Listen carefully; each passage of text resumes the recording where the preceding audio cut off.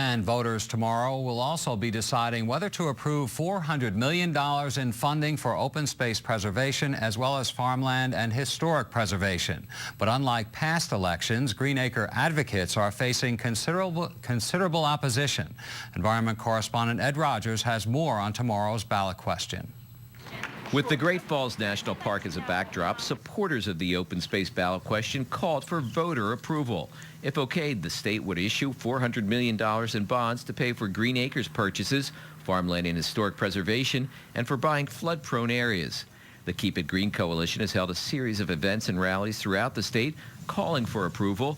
But this Sunday, the Star-Ledger joined the Bergen Record in opposing the borrowing because of the increased state debt. I think that they're misguided in what they have to say. They're, to use a phrase, they're throwing out the baby with the bathwater. The Keep It Green Coalition and lawmakers say now is the time to purchase key water supply areas while real estate prices are low. If we don't continue to preserve our aquifers, particularly the 19,000 acres in the highlands, which provides 50% of the drinking water of the state, we will add hundreds of millions of dollars to our budget each year. The coalition has also used radio ads and mailings to educate the public about the question. 135 groups with tens of thousands of members belong to the coalition.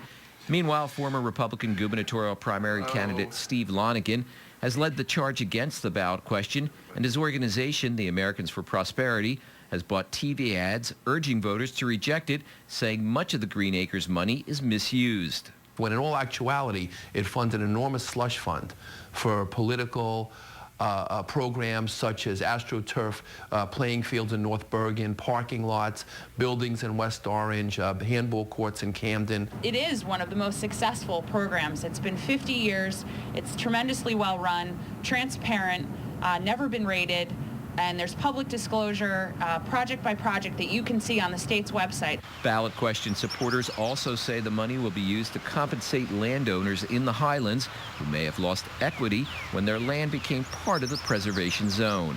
Lonegan disputes that. The debate over open space funding has also become part of the fabric of the governor's race. Governor Corzine supports the ballot question, while Chris Christie and Chris Daggett oppose it. Ed Rogers, NJN News, Hopewell Township.